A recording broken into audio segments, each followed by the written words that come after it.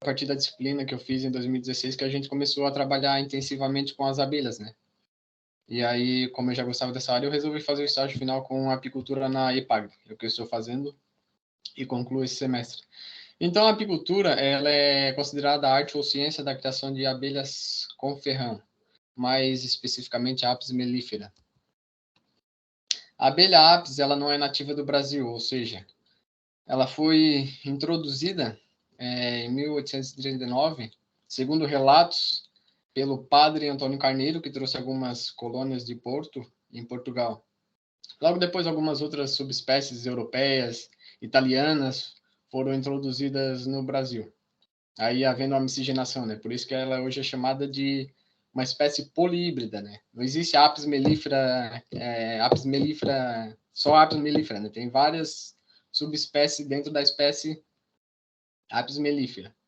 Por isso que ela é considerada uma espécie polihíbrida e não nativa do Brasil. Ainda temos algumas colmeias no cave dessas abelhas, lá perto dos tanques da piscicultura, naquele terreninho que tem uma porteirinha depois dos tanques lá embaixo da piscicultura. E enquanto eu tinha disciplina no CAV, foram feitas algumas colheitas de mel, quando o professor Gil ainda estava no CAV, né? Ele lecionava a disciplina. Até quando eu fiz a disciplina, ele ainda estava... Nós fizemos uma colheita de mel, né? E depois que ele saiu, ficaram lá as colmeias por falta de manejo, né? Mas só para saberem que temos as colmeias no CAV. Dos produtos, os produtos mais comercializados e mais conhecidos são o mel, em primeiro lugar, depois o pólen e a própolis. Depois temos a geleia real também, que alguns conhecem, a cera de abelha, que é bem utilizada também, a pitoxina, que é o veneno da abelha, e a polinização, como um dos produtos mais valorizados das abelhas, que é a polinização, né? Por que a abelha é importante? Muitos pensam, a abelha é importante porque gera renda para o apicultor, produz o mel que o apicultor vende, ganha dinheiro, o apicultor vende colmeia, ganha dinheiro com a venda de colmeias, venda de própolis. Não só a lucratividade pelos produtos das abelhas, mas também pela polinização, que ela é importante. Devido à multiplicação das espécies vegetais, que muitas espécies de vegetais, né, no país dependem de polinização por insetos para poder se perpetuar e sobreviver. Na ausência de insetos para fazer a polinização, eles acabam sumindo, né? Como aquele negócio de sucessão de espécies, some umas, aparecem outras, mas nesse caso de algumas espécies vegetais precisam necessariamente da polinização por insetos. E várias culturas, como nós temos principalmente em Santa Catarina, como a maçã, a pera, que muitos fruticultores eles fazem o aluguel de colmeias para polinizar os pomares na época de floração. Ou seja, eles vão lá no apicultor, fazem um contrato, sei lá, um recibo, um contrato, vamos dizer que é um contrato para alugar as colmeias por determinado tempo durante a floração, para aumentar o rendimento por área, né, o número de frutos por área. E tem um rendimento bem significativo, né, com a colocação dessas colmeias no pomar. Então, esse é um outro método de obtenção de renda para o apicultor, né, que é o aluguel das colmeias. Esse é um dos quesitos que a apicultura é importante também para a polinização. E não só para a produção de frutos, né, como eu falei, muitos biomas no país diversas regiões do país têm determinadas espécies de insetos que são especificamente polinizadores daquelas espécies. E com a degradação que vemos hoje em dia, né, que muitos biomas são degradados por vários motivos, essas espécies de insetos acabam sumindo daquele bioma e, consequentemente, aquelas espécies vegetais acabam se deprimindo também, né? Acabam se degradando e somem daquele ambiente. Então, essa é a importância da manutenção desses insetos para a sobrevivência dessas espécies, né? Não só a Apis mellifera, como também todos os outros insetos polinizadores de cada região. É isto. A anatomia da abelha é dividida em 3 partes: cabeça, tórax e abdômen. Na cabeça, os principais órgãos da abelha são a antena, que é o órgão receptor de odores e cheiros, vamos dizer assim. As abelhas têm aqueles 2 olhão, né? Aqueles olhos bem grandão que as abelhas têm, é chamado de óleos compostos. São compostos por vários omatídeos. Omatídeos são aqueles quadradinhos que formam aquele olhão grandão, né? Então são os olhos compostos. E bem no meio da testa da abelha aqui em cima, ela tem 3 olhinhos bem pequenininhos, 3 bolinhas assim, feito um triângulo, uma em cima e 2 embaixo assim, que são chamados de ocelos. Os ocelos são responsáveis pela percepção luminosa. A abelha sabe quando está amanhecendo, está clareando, e quando está escurecendo, né? Que aí ela volta para comer. E tem a língua, que é responsável pela coleta do néctar e água e outros resíduos. No tórax temos as asas, né? As abelhas, responsável pelo voo. E no abdômen tem uma glândula serífera, aqui embaixo, que é responsável pela produção de cera. O ferrão, aqui atrás, que injeta o veneno, em caso de ferroada. E dentro da abelha nós temos os órgãos, que é como se fosse a veia da abelha, que é a aorta, que é essa vermelha aqui bem em cima, que ela circula a hemolinfa, que é o sangue da abelha. Não é chamada de sangue verdadeiro, né? Porque a abelha tem sangue frio, e a hemolinfa é o chamado sangue da abelha. Aqui, esse verde, aqui, essa parte mais exuberante aqui desse verde aqui na frente, é o estômago da abelha, onde ela armazena o néctar que ela coleta da flor, aí ela leva para a colmeia e passa para outras abelhas para adicionarem enzimas, né, e produzirem um mel.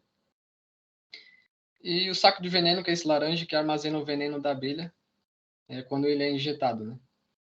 E a glândula salivar da abelha é essa amarela aqui embaixo, que tem algumas enzimas que a abelha adiciona na substância que ela coleta para fazer a transformação, tanto do néctar, transformar os açúcares, tipo sacarose, transformar em glicose ou frutose, ou converter outros açúcares, outras substâncias com as enzimas que tem na saliva da abelha, né?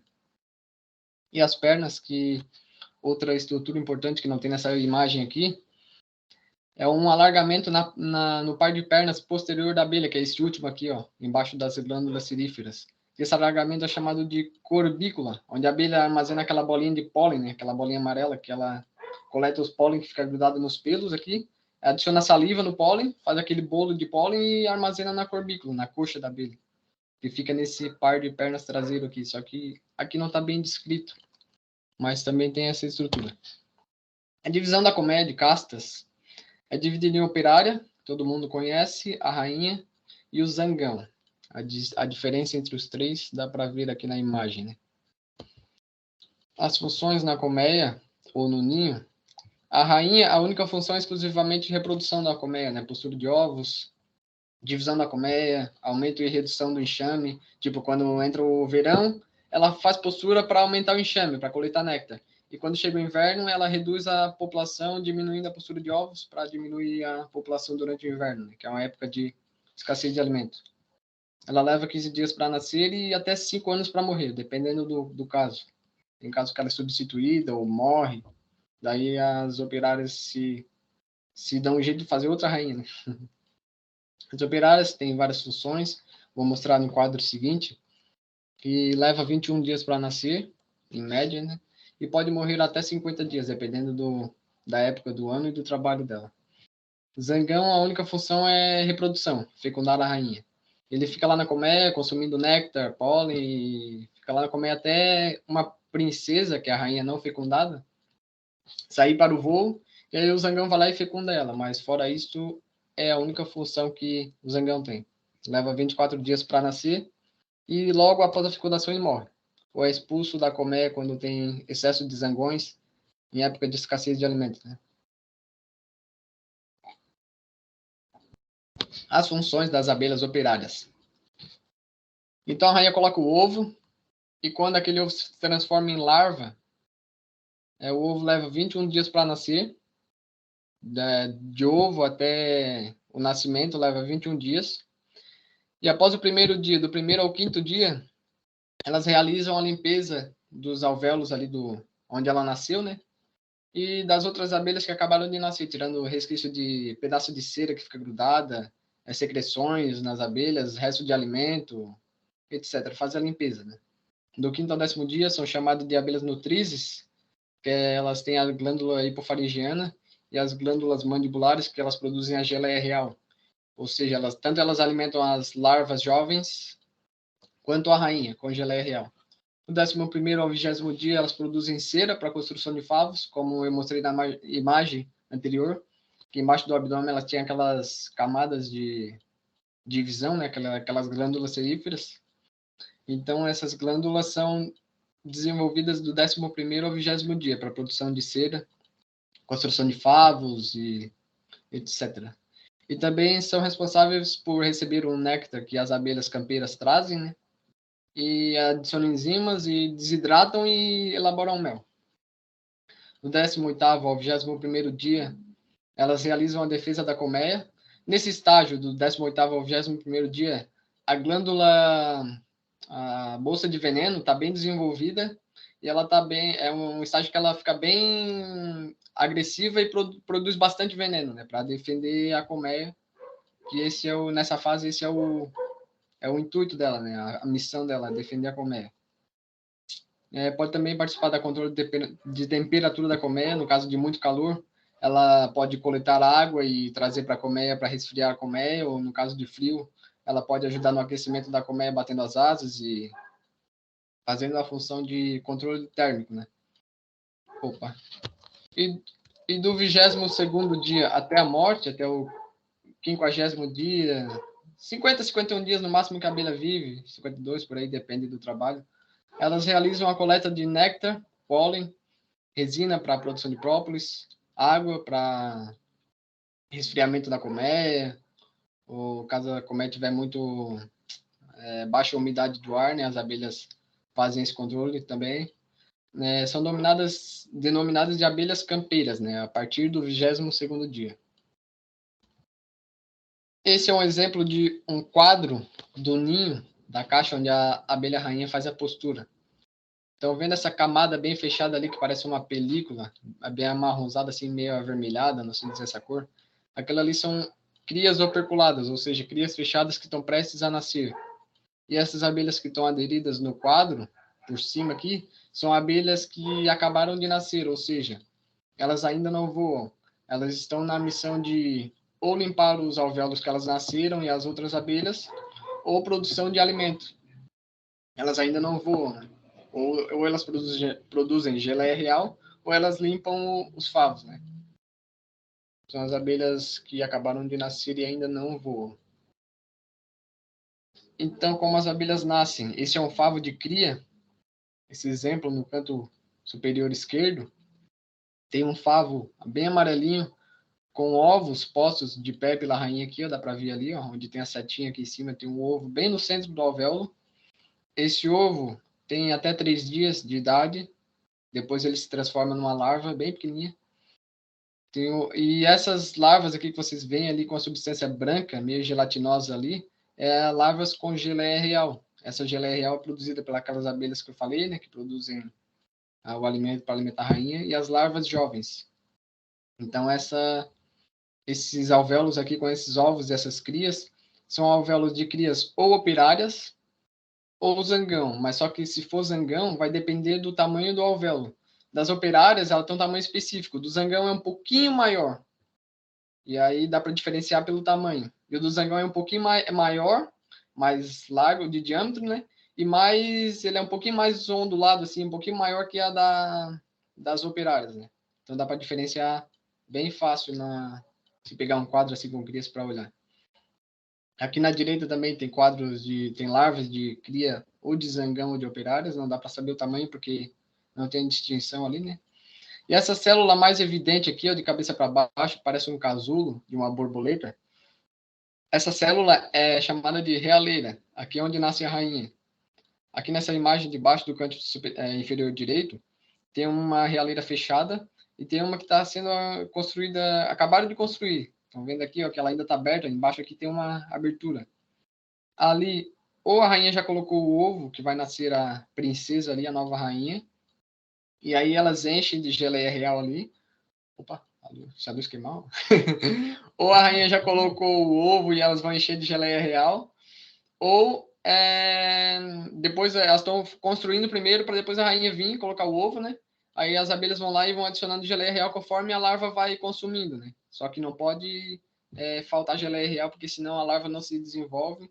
E pode ser que daí, consequentemente, não nasça uma rainha, né? Nasça ou zangão ou abelha operária, né? Dependendo da quantidade de dias que essa larva foi alimentada com geleia real. E esse casulo fechado aqui, de cabeça para baixo, é uma realeira fechada já, né? Que a rainha já está prestes a nascer. E aqui embaixo, no canto inferior esquerdo, é um quadro de crias igual aquele que eu mostrei anteriormente, só que esse não tem abelhas aderidas. Esse é um quadro só de crias operculadas, prestes a nascer. Provavelmente são todas operárias, não tem zangões. Mas esse é o método que as abelhas nascem, né? O modo que elas nascem. Aí o quadro fica de cabeça para baixo, tipo, o quadro fica colocado na colmeia assim, e as abelhas, elas nascem, tipo, na horizontal, né? Só que ela tem o favo tem uma inclinação bem pequena para cima, assim, então não fica bem na horizontal, ela fica meio assim. Mas aí esse é o método que as abelhas nascem, né? A apicultura também ela auxilia na motivação, a preservação das abelhas, visto que alguns pesquisadores ou algumas pessoas que entendem do assunto dizem que as abelhas já estão em extinção.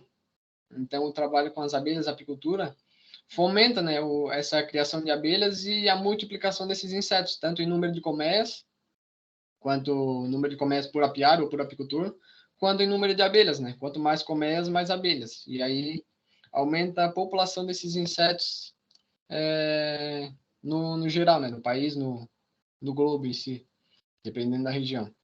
E além de ser uma atividade considerada como alternativa de renda, né? Produção de mel, própolis, cera, que pode ser vendido, pólen, aluguel de colmeias, venda de colmeias também. As formas de estoque dos alimentos das abelhas são o mel e o pólen.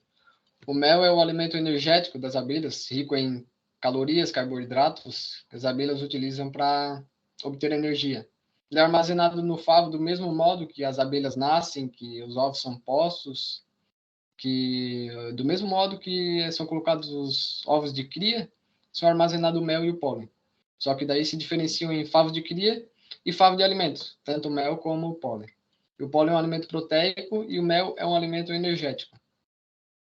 Em relação, não tinha isso na apresentação, mas eu vou citar aqui, em relação ao preço, o valor agregado desses dois produtos, do mel e do pólen, o pólen, devido ao custo, mão de obra da produção ser mais rigoroso, ele tem um preço de mercado bem mais agregado do que o mel, né? Então, gramas de pólen vale o preço de 1 quilo de mel, né? Então, um produto bem mais agregado.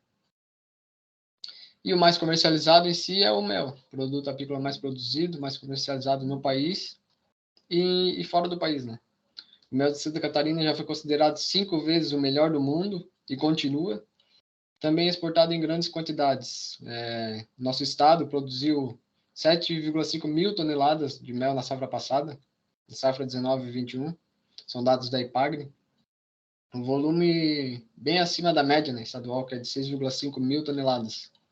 Ou seja, estamos crescendo na produção de mel, né? E tanto em número de apicultores quanto em produção dos que já trabalhavam na atividade. O mel produzido, muitas vezes, ele é comercializado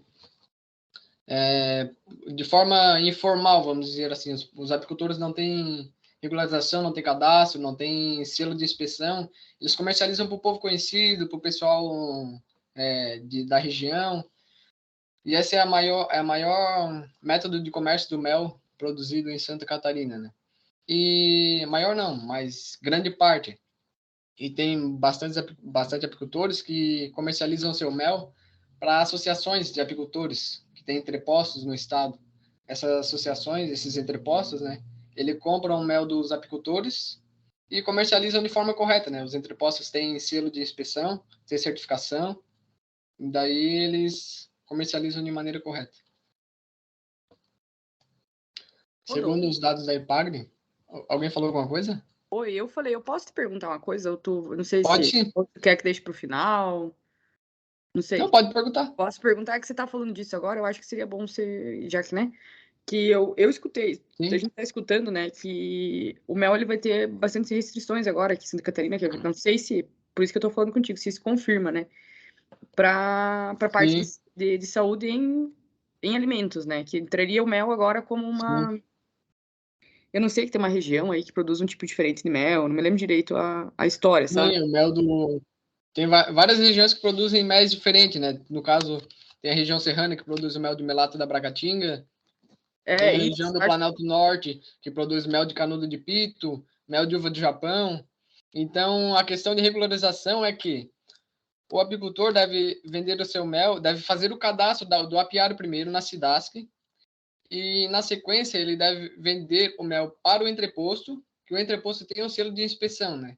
E aí o entreposto comercializa o mel de maneira legal. O entreposto faz todas as análises para ver se o mel é verdadeiro, se o mel é falso, se tem alguma adulteração, entende? Só que o mel vendido assim na porta de casa, ele não é recomendado, mas muitas pessoas fazem isso porque não tem instrução, sabe? Mas é uma coisa que os fiscais, o pessoal que é responsável por inspeção, pela higiene, saúde, a SIDASC e PAGRE, né? Eles já vêm orientando os apicultores a se regularizar, né? E muitos Isso que eu apicultores, ouvi. depois de reuniões que tiveram com a IPAGRE, com a SIDASC, já estão correndo atrás desse método de regularização, né? Desses passos que devem ser seguidos, né? Foi isso que eu ouvi mesmo, da Sim, sim. regularização do Só que produtor. para fazer a fiscalização no estado todo é complicado, sabe? Porque não tem em todas as regiões, não tem postos, tipo da SIDASC, da IPAGRE, e aí a logística fica difícil, sabe? E muitos apicultores também têm apiários que o pessoal nem sabe que tem, sabe? Aí eles vão lá, colhem o mel, vende, e aí é mais o pessoal tá buscando já se regularizar, assim. Não, entendi. Muito obrigado, tá? É porque eu vi que tá Nada, crescendo imagina. bastante esse mercado e eu achei interessante Tranquilo. até verificar que você estava falando, né? Muito obrigada, eu não vou te interromper Sim, mais, eu acho. sim. Imagina, tranquilo. E daí a gente até fez uma palestra com a IPAGRE para um encontro que nós tivemos lá em São Joaquim, capacitação para a produção de mel de melato da Bracatinga, né? Foi dia 30, 31 de março e 1º de abril. A gente levou os modelos de caderno de campo que a gente criou com a IPAGRE e fizemos uma palestra lá com eles, tipo de produção de mel, regularização do mel, instruindo eles a buscarem a certificação, né, o cadastro dos apiários, tudo, para se regularizarem e comercializarem o mel de maneira correta, né? Só que daí os apicultores é que tem que ir atrás. A IPAGRE dá o caminho, a SIDASC orienta como é que tem que fazer, mas os apicultores têm que, sabe? A IPAGRE não fica, tem que fazer isso, vamos lá que eu vou te ajudar. Aí os apicultores têm que se regularizar, mas isso já está sendo bem encaminhado já. E é bom ver que o pessoal vai atrás, sabe? O pessoal tenta se regularizar, faz o possível. E aí, quando não estou conseguindo, a gente vai lá dar uma forcinha. Aí, o pessoal da IPAGRE, da SIDASC, tem que fazer isso, tem que fazer aquilo. Mas é bom ver que o setor apícola está crescendo no estado e o pessoal tá indo atrás, tá correndo. Mas é isso aí, qualquer dúvida é só perguntar. Muito obrigada, viu, Rodolfo? Explicou Nada, muito bem. imagina. E segundo dados da IPAGRE, a média de produção de mel em Santa Catarina por caixa, tipo assim, o apicultor tem uma caixa lá no apiário dele, tem 10 caixas, mas cada caixa, a média no estado, em Santa Catarina, né, é de 21 quilos de mel por apicultor, dos menos significados, né, daqueles que não tem contratação de mão de obra, que fazem por conta própria. Já se o apicultor for mais experiente, tiver mais tempo de serviço, fazer curso, capacitação, e atrás da orientação, né? Esse dado pode ultrapassar os 35 quilos de mel por caixa, né? Então, se ele se intensificar ali, se ele tiver 10 comendo no apiário, vai colher 350 quilos de mel numa colheita. E olha que tem região que faz mais de uma, né? Aí o apicultor pode ser bem, como é que se diz? Essa atividade pode ser bem lucrativa para o apicultor se ele se dedicar, né? Para a implantação do apiário, então, o apicultor deve seguir a recomendação de distância, né, de pessoas e animais, deve fazer em uma área que tenha pelo menos 1,5 km de vegetação, né, porque não vai botar uma colmeia lá num deserto que só tem areia, que a abelha vai coletar o néctar da onde, né? Então tem que ter uma vegetação próxima de no máximo 1,5 km, que é o raio de atuação da abelha, né? Que ela voa até 1,5 km. Mais que isso, ela até voa, mas em épocas de escassez, quando não tem quase nada, mas ela gasta bastante energia também, né? Então o rendimento para a abelha não é muito bom. Tem que ter um local para colocar as caixas, material para fazer o manejo, macacão, bota, luva, fumigador, formão para abrir a caixa, outros materiais, vassourinha, entre outros, né? E se for iniciar a apicultura como alternativa de renda, como eu falei, deve o apicultor ter uma casa de extração de mel, onde ele vai extrair o mel. Aí, nesse caso, não precisa ter certificação. Só a casa de extração, segundo a recomendação se ele tiver no município, a Secretaria de Agricultura, ele pode ir no município, pedir a planta lá de como ele deve fazer a casa de extração do mel e deve fazer segundo o modelo da Secretaria da Agricultura. Aí a casa do mel pode ser utilizada sem precisar do selo de inspeção municipal, estadual e federal. Mas se for para comercializar assim, ele não pode, tem que vender aí daí para entreposto, né? Que o entreposto tem o selo de certificação. E se for para consumo próprio, não precisa necessariamente de casa de extração, né? Daí pode fazer do jeito que ele se sentir mais confortável. Diferentes tipos de apiários. Esses são 2 tipos de apiários ideais, que eu considero assim, ó, locais muito bons e de fácil manejo. Tem área para trabalhar aqui, ó, do lado de cá, na imagem da esquerda, tem espaço para trabalhar pelo lado de cá. Tem as árvores pelo outro lado que fornece sombra em dias quentes, que protege do vento, serve como quebra-vento em dias de ventos muito fortes. A imagem da direita tem o caminho aqui que serve como espaço para trabalhar, né? Trabalho por trás das colmeias, que é o correto, que daí não interfere a entrada das abelhas aqui na entrada no alvado. Tem as árvores também que impedem o vento, impedem sol e tal. São 2 locais ideais, né, para montar-se um apiário. Importante na hora da escolha da área é ver se não tem estradas que passam pessoas, animais, se não tem residências por perto, casas. Nesse caso aqui temos 2 casas aqui, uma aqui atrás do apicultura aqui na esquerda e outra lá em cima no canto superior direito aqui, ó. Lá em cima tem 2 casas aqui perto, menos de 150 metros, eu acho. Tem cerca, se tem cerca pode ter animais. Esses são os cuidados que deve se ter na hora de montar um apiário, né? De preferência que o apiário seja contornado por vegetação, né? Para que não haja, como se fosse uma barreira vegetal, para que não haja nenhum risco de ataque ou de imprevistos, né? E uma forma de aprender a trabalhar com as abelhas é por meio de pesquisas, né? Na internet, vídeos, materiais, livros, revistas. A FAASC, que é a Federação das Associações de Apicultores de Santa Catarina, aqui de Floripa, ela tem uma assinatura de revistas de apicultura. Ou seja, são 3 edições da revista por ano. Aí você paga a assinatura, você recebe essas revistas sobre apicultura 3 vezes por ano, né?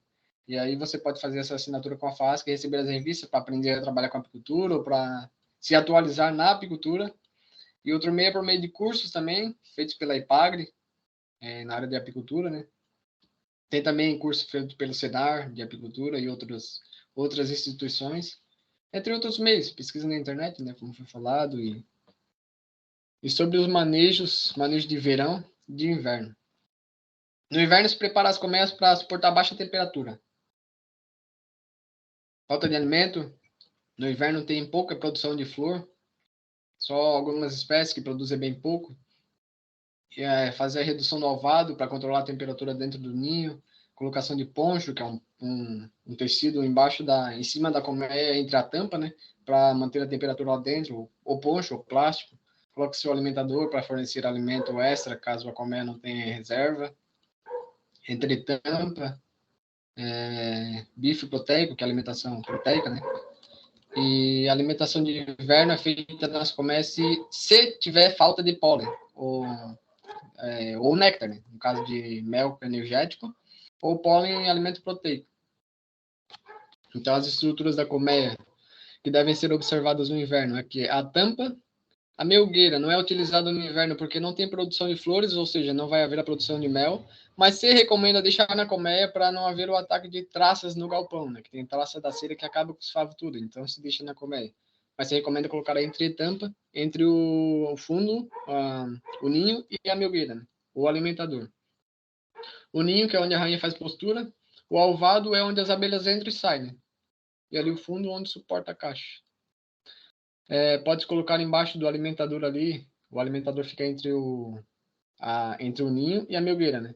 Aí pode colocar no alimentador a alimentação energética, no caso de falta de mel no ninho.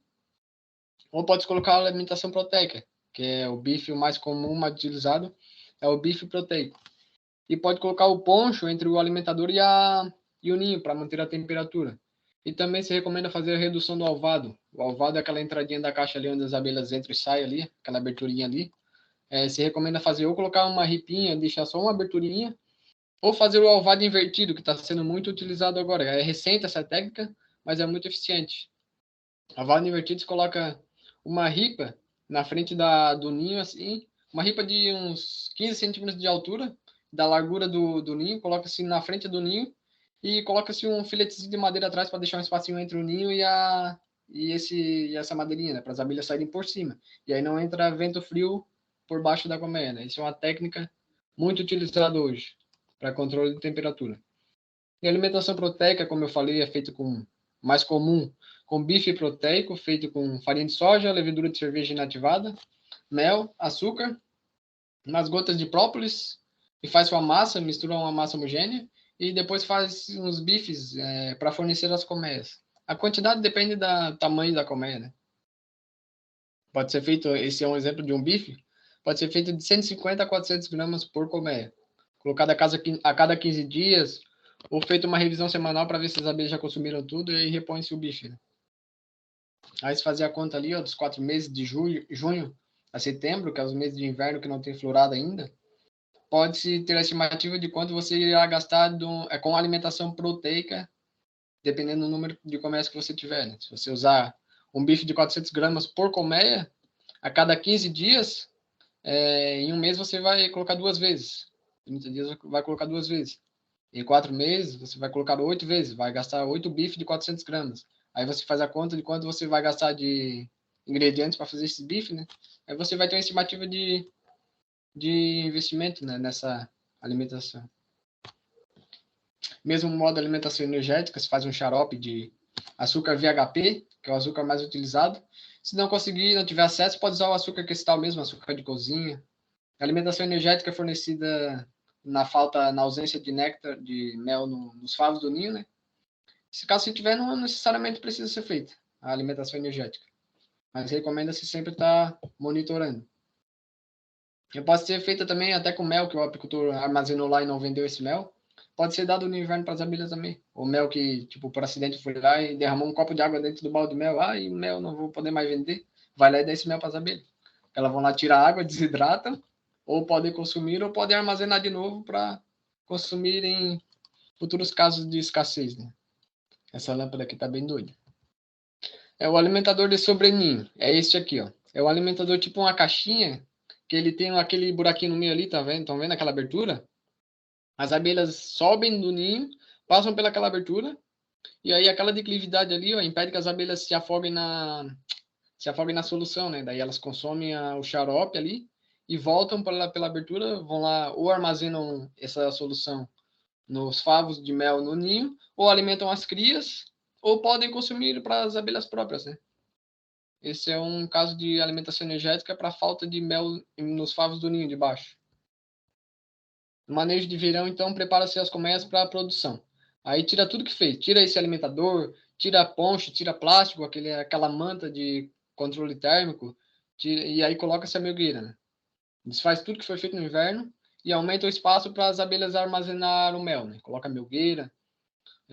E também faz-se um estímulo, o aumento do enxame. Como as abelhas, a rainha recebe como é que se diz? Não um chamado, como é que posso dizer? Um alerta de que está entrando o alimento, a rainha faz postura para aumentar o enxame para coletar aquele alimento. Então se faz um estímulo com um xarope bem diluído para simular uma entrada de néctar. Aí fornece as colmeias para aumentar o enxame. Isso faz uns 50 dias antes do início da florada. E aí, fazendo esse estímulo, vai lá e coloca a melgueira e prepara para a produção, né? Ou seja, se tiver mais alimento no ambiente, vai aumentar a população para coletar esse alimento, né? Aí entra a produção de mel. O apicultor vai produzir nas quantidades de caixas que tiver. Se tiver 10 caixas, ele pode produzir até 35 quilos por caixa, como eu falei, se for bem manejado. Senão pode ficar na média dos 21. Se tiver 20 caixas, vai produzir nas 20. Se tiver 30, vai produzir nas 30. Se tiver 500, se tiver 1.000, se tiver 1.500 caixas, vai produzir. Dependendo também da florada da região. Se tiver a florada que dê suporte para a produção, ele pode colocar quantas caixas quiser. Se não fizer o manejo do inverno, de fortalecimento ali da colmeia ou de manutenção do enxame, pode ser que essa colmeia fique sem alimento no inverno e acabe morrendo. Então é bom ele manter as colmeias no inverno e fazer o fortalecimento antes da entrada da florada. E a comercialização do mel, do apicultor ali, vai depender das condições dele. Né? Se ele tem casa de extração, se tem inspeção, se tem entreposto, se comercializa para o entreposto vender, e por aí vai. E essa é uma imagem que se espera de uma colheita de mel, né? depois da entrada da florada. O favo ali, ó, que o apicultor está segurando, bem preenchido com mel ali, o mel operculado, aquela camada branca ali é o opérculo, uma camadinha de cera bem fininha que a abelha bota por cima do mel para fechar quando ele está desidratado, né? Esse mel aqui fechado tem até 18% de umidade. Pode chegar até 20%, mas o recomendado é até 18%. E é isso que se espera de uma colheita de mel, né? E a abelha, que eu penso, né? A abelha ela não trabalha para sobreviver. Na verdade, para ser considerado trabalho, a gente tem que ganhar um salário, né? Um retorno. No caso da abelha, é apenas sobrevivência, porque ela vai buscar o néctar para a sobrevivência dela, para ela comer, vai buscar o pólen para comer, para alimentar as crias. E, em consequência disso, ela está mantendo a vida das outras plantas, né? Está perpetuando as espécies de plantas.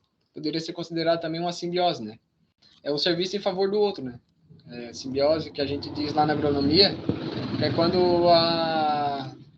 o serviço, a atuação de bactérias é favorecendo as plantas, né? Na raiz, fornecendo nutrientes para as plantas, e assim as abelhas fazendo a polinização. É considerado como se fosse uma simbiose, essa polinização.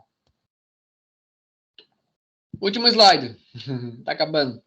Só para refletirmos, esse artigo aqui, ó, eu vi ele quando eu estava fazendo umas pesquisas lá no estágio, lá da Ipagre. Estávamos pesquisando alguns materiais. Eu cheguei nesse artigo aqui, ó. Uso da apicultura como fonte alternativa de renda para pequenos e médios apicultores da região de Bolsão, Mato Grosso do Sul. Área temática de desenvolvimento regional. A apicultura compreende uma área de ampla expansão no país. Uma das características que tem favorecido seu crescimento diz respeito à condição favorável à criação das abelhas, encontradas em todas as regiões brasileiras. Além disso, a criação de abelhas não necessita de cuidados diários, ou seja, tu tem uma piara lá, tu vai uma vez a cada semana ou 2 vezes por semana para fazer uma revisão e deixa lá, elas vão trabalhar. Permitindo aos apicultores consorciar com outras atividades, seja horticultura, se a família tem agricultura familiar que produz hortaliças, pode ter um apiário também em outro terreno, conciliar as duas atividades, né? Fazendo da apicultura uma fonte alternativa de renda, vendendo os produtos da apicultura. E considerando que no Brasil essa atividade é subexplorada, ou seja, muitas pessoas não conhecem ainda, ou se conhecem e trabalham com apicultura ainda em pequeno porte, né? Pretendemos com esse trabalho divulgar a atividade na região do Bolsão, Mato Grosso do Sul, fornecendo subsídios necessários aos pequenos e médios produtores da região que se interessam por esta área de trabalho. Para tanto, foram instalados na Universidade Estadual de Mato Grosso do Sul um laboratório de extração de mel, ou seja, uma casa de mel, né, para processar o mel, e 3 apiários que são destinados à realização de cursos. Além dos cursos contamos com uma equipe permanente que fornece consultoria aos apicultores. Consultoria, no caso, a Ipagre faz, o Senar faz, outras instituições fazem também. Além dos cursos, contamos também com a equipe permanente que fornece consultoria aos apicultores, tá, isso eu já falei. Em um ano de execução, formamos aproximadamente 30 apicultores, ou seja, aumentaram 30 pessoas que começaram a trabalhar com apicultura. Ou seja, essas 30 pessoas já têm mais uma fonte de renda, né?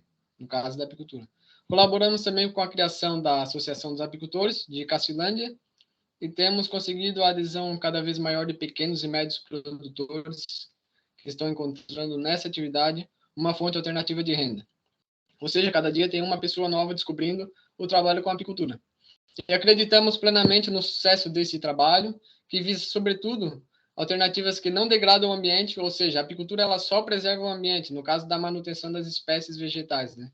Buscando assim o desenvolvimento sustentável. Ou seja, se a Universidade do Estado do Mato Grosso do Sul fez, por que a UDESC do CAV não pode fazer? É uma sugestão, né?